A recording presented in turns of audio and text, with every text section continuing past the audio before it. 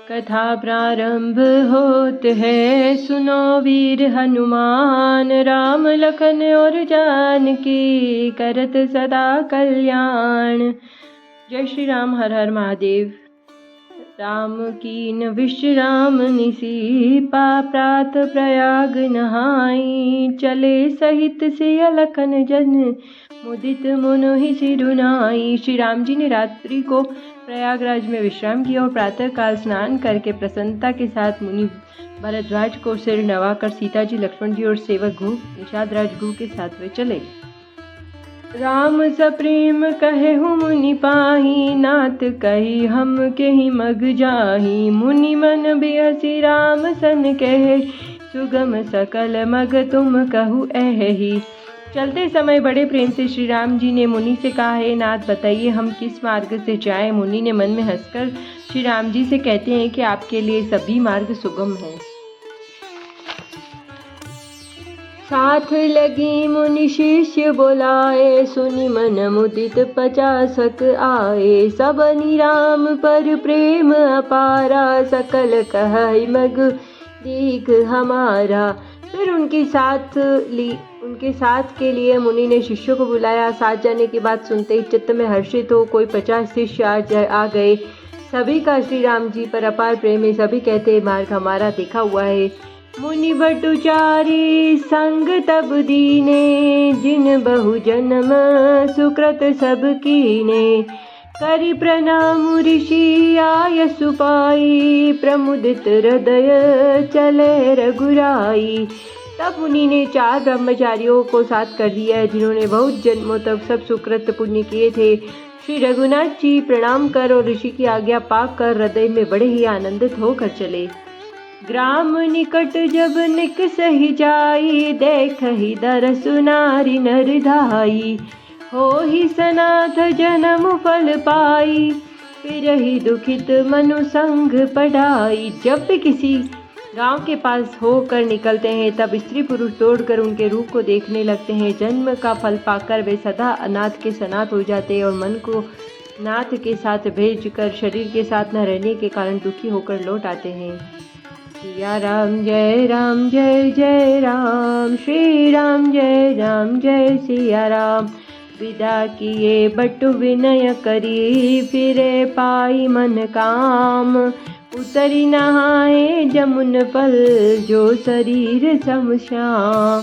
तदंतर श्री राम जी ने विनती करके चारों ब्रह्मचारियों को विदा किया। वे मन चाही वस्तु अनन्य भक्ति पाकर लौटे। यमुना जी के पार उतरकर सबने यमुना जी के जल में स्नान किया, जो श्री राम जी के शरीर के समान ही श्याम रंग का था।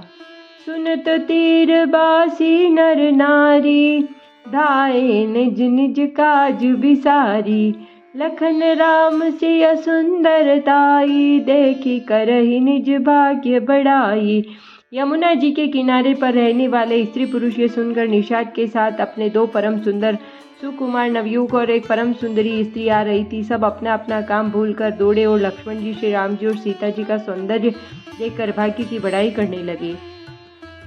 अति लालसा बसहि मन माही, नाम गाऊ बूझत सकुचाही।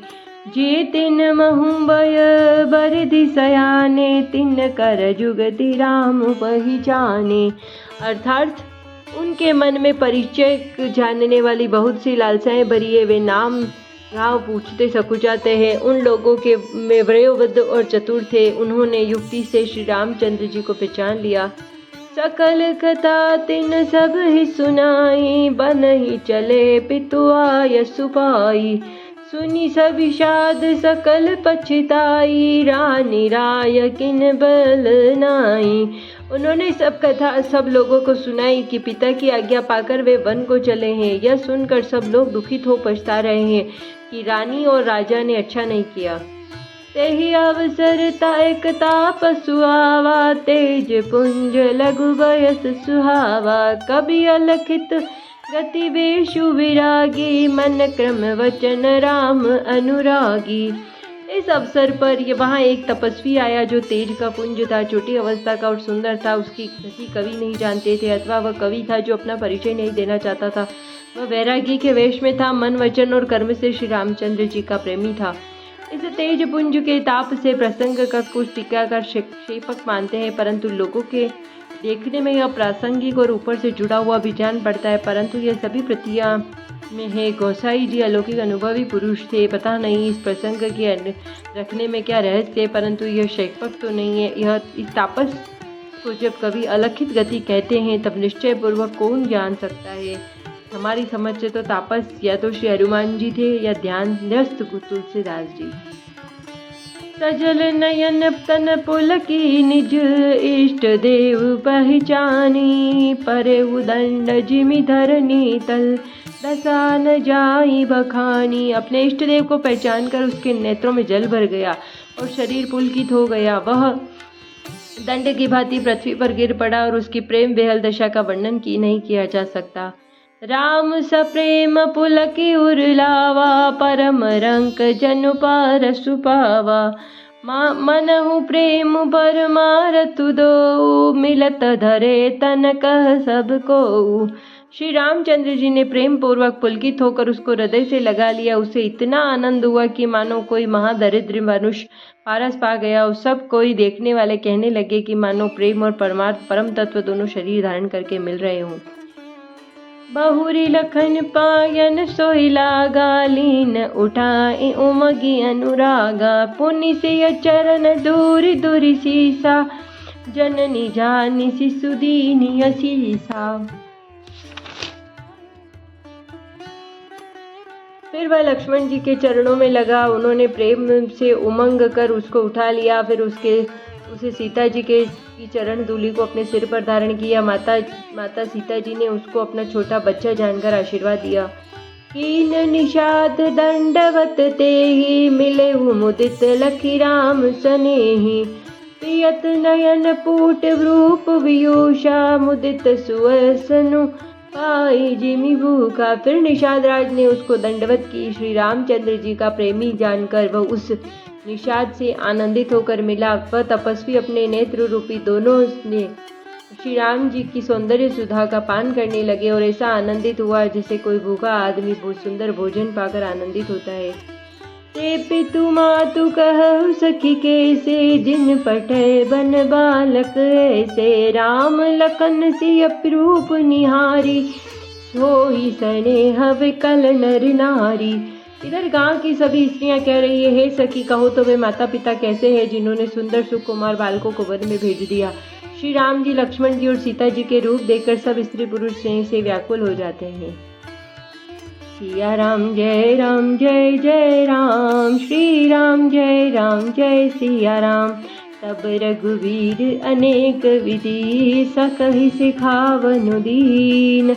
राम रजाय सुशीस धरी, भवन गवनु तेहि कीन। तब श्री रामचंद्र जी ने सखा गु को अनेक तरह से घर लौट जाने के लिए समझाया। फिर श्री रामचंद्र जी की आज्ञा को सिर पर चढ़ाकर उसने अपने घर को गमन किया।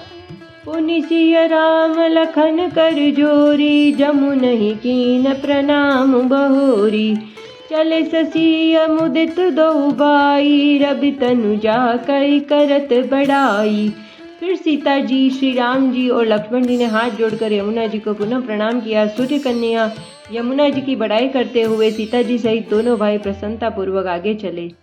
पथिक अनेक मिलहि मग जाता, कहि सप्रेम देखी दो भ्राता। राज लखन अब अंग तुम्हारे, देखी सोचु अति हृदय हमारे। रास्ते में जाते हुए उन्हें अनेक यात्री मिलते हैं। वे दोनों भाइयों को देखकर उनसे प्रेम पूर्वक कहते हैं कि तुम्हारे सब अंगों में राज्य चिन्ह देखकर हमारे हृदय में बड़ा सोच होता है। मार्ग चलऊ पया देहि पाए, ज्योतिषु झूठ हमारे भाए। आगम पंथ गिरि कानन भारी, तेई महसत नारी सुकुमारी। अर्थात ऐसे राज्य चिन्हों के होते हुए भी तुम लोग रास्ते में पैदल ही चल रहे थे। इससे हमारी समझ में आता है कि ज्योतिष शास्त्र झूठा ही है। भारी जंगल और बड़े बड़े पहाड़ों का दुर्गम रास्ता, इस पर तुम्हारे साथ सुकुमारी की स्त्री है।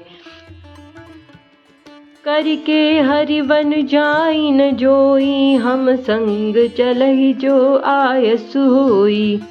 जाब जहाँ लगी तह पहुँचाई, फिर अब बहोरी तुम सिरुनाई। सिया राम जय जय राम, श्री राम जय सिया राम। एहि विधि पूछहि प्रेम बस, पुलक गात जलुनैन।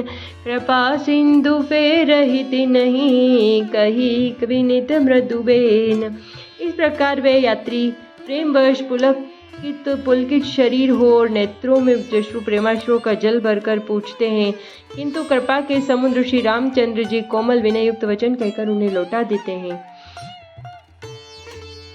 सिया राम जय राम, श्री राम जय सिया राम। इस प्रकार वे यात्री प्रेमवश पुलकित शरीर हो और नेत्रों में जल भरकर पूछते हैं, किंतु कृपा के समुद्र श्री रामचंद्र जी कोमल विनय युक्त वचन कहकर उन्हें लौटा देते हैं। जयपुर गाँव बसई मगमाई, तीनहि नाग सुर नगर सिहाई। कही सुकृति कही गे घरी बसाए, धन्य पुण्यमय परम सुहाए। जो गांव और पूर्वी रास्ते में बसे हैं नागों और देवताओं के नगर उनको देखकर प्रशंसा पूर्वक ईर्ष्या करते हैं और ललचाते हुए कहते हैं कि किस पुण्यवान ने किस शुभ घड़ी में इनको बसाया था, जो आज ये इतने धन्य और पुण्यमय और परम सुंदर हो रहे हैं। जह जह राम चरण जलि जाई, तिन समान अमरावती नाही। पुण्य पुंज मग निकट निवासी, तीन सराहई सुरपुरवासी। जहाँ जहाँ श्री रामचंद्र जी के चरण चले जाते हैं उनके समान इंद्र की पूरी अमरावती भी नहीं है। रास्ते के समीप बसने वाले भी पुण्यात्मा बड़े हैं, स्वर्ग में रहने वाले देवता भी उनकी सराहना करते हैं। जे भरि नयन बिलो कही रामहि, सीता लखन सहित घनश्यामहि। जे सर सरित राम अवगाहि, तीनहि देव सर सरित सराहहि। जो नेत्र भरकर सीता जी और लक्ष्मण जी सहित घनश्याम श्री राम जी के दर्शन करते हैं, जिन तालाबों और नदियों में श्री राम जी स्नान कर लेते हैं, देव सरोवर और देव नदियां भी उनकी बड़ाई करते हैं। जेहि तरु तर प्रभु बैठहि जाई, करहि कलप तरुता सुबड़ाई। परसि राम पद पद्म परागा, मानति भूमि बुरी निज भागा। जिस वृक्ष के नीचे प्रभु जा बैठते हैं, कल्प वृक्ष भी उसकी बढ़ाई करते हैं। श्री रामचंद्र जी के चरण कमलों की रज स्पर्श करके पृथ्वी अपना बड़ा सौभाग्य मानती है। तथा विसर्जन होत है, सुनो वीर हनुमान। राम लखन और जानकी, करत सदा कल्याण। जय श्री राम। हर हर महादेव। नमः पार्वती पते।